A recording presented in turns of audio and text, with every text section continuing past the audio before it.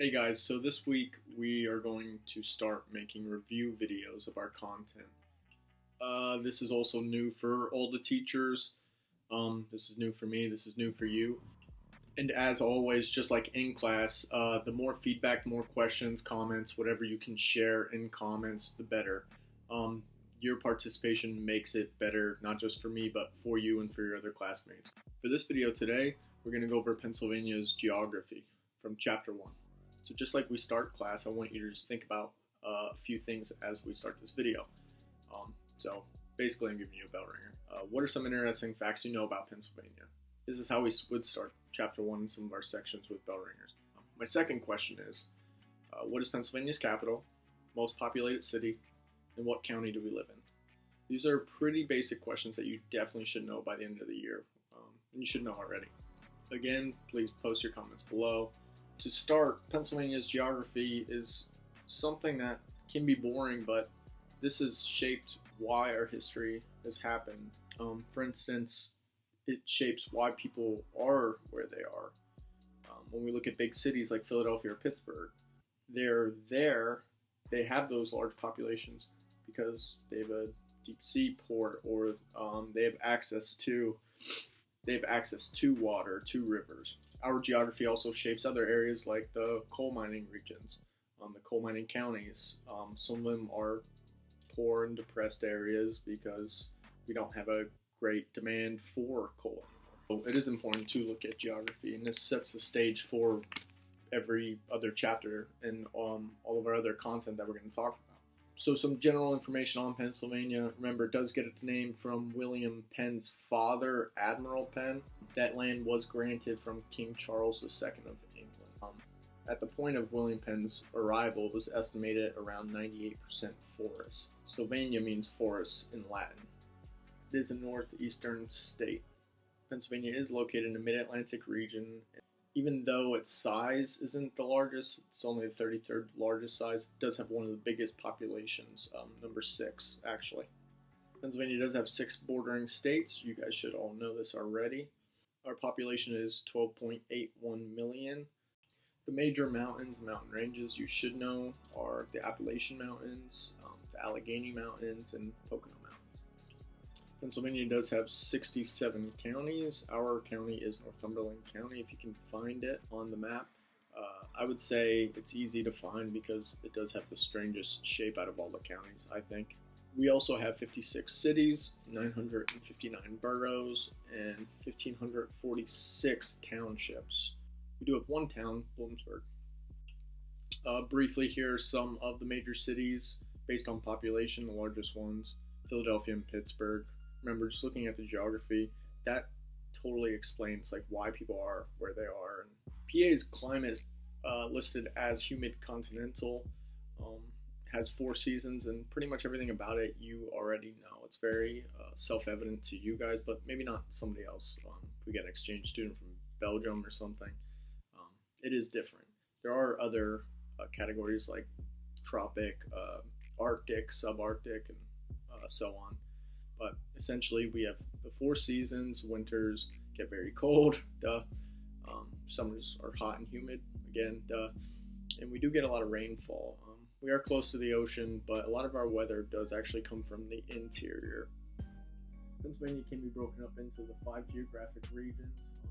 Now we can move on to Pennsylvania's water forms.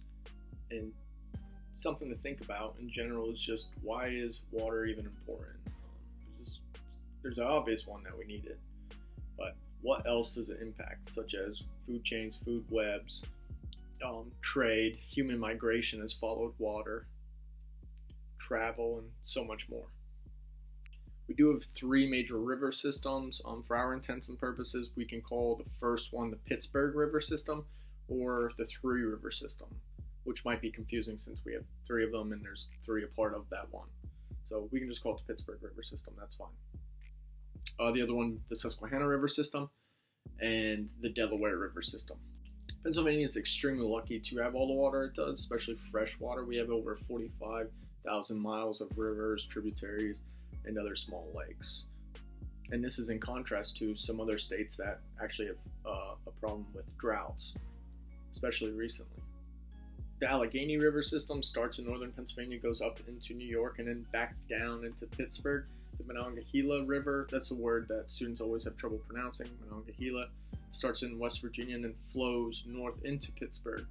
And the last one, the Ohio River system, starts in Pittsburgh and then goes through Ohio and the Mississippi and actually down into the Gulf of Mexico. So that was the three river system, or the Pittsburgh River system. Susquehanna River system flows south through our entire state and is broken up into two branches. Interesting tidbit for you guys. Remember, Susquehanna, that does come from the Susquehannocks, meaning in Algonquin, people of the muddy river. John Smith wrote about this. Huge, they were giants. They had deep, raspy voices. Is that possible? Maybe, maybe not.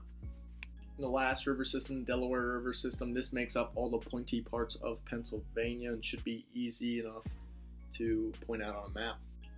Some of the contributions of these wetlands and other bodies of water is that they do provide a constant flow of water, or even prevent flooding with or even reservoirs. Once again, it is nice when we do compare our state to maybe some states out west that do have a problem with drought.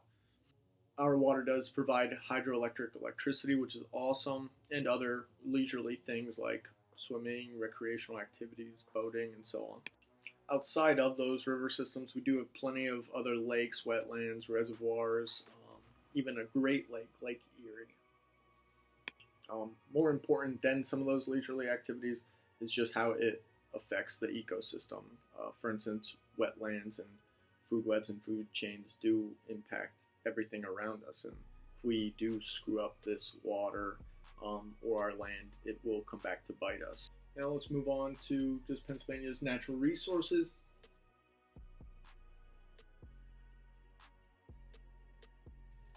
This would include different minerals, fossil fuels, natural gas, petroleum, coal, iron, limestone, and your text even considers humans, our large population, a resource.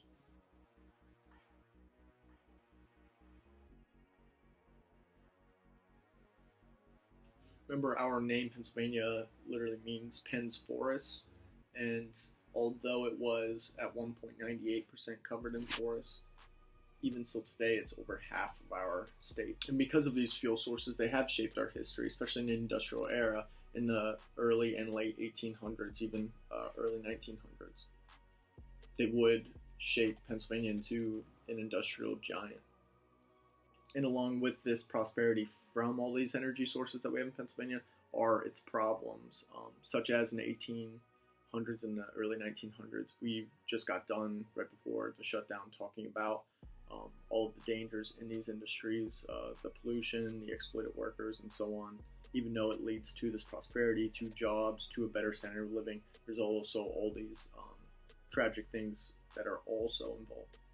One controversy today is fracking and the dangers in water and the harms that it does to the environment and to the people and to our ecosystems. All right, thanks for bearing with me. I want to wrap this up now with a few questions that you guys can answer and submit in the comments below. How did Pennsylvania get its name? Where does it come from? 2, where is Pennsylvania located? Can you find it on a map, on the globe, on the US? Do you know its border states? What are the 3 major river systems? And in general, what is the importance of water, fresh water? How does it impact us? How does it shape history? And last, what are Pennsylvania's natural resources? And once again, how does that benefit us? And how does that harm us?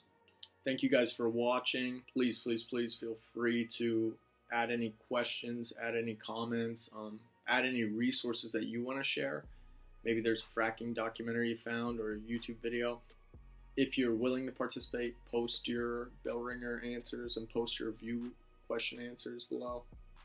And also, any feedback that you can give me. If you don't want to make it public, you can always email me. Tell me what's working, what's not, so we can create better content for you guys. All right, thanks so much. Stay safe.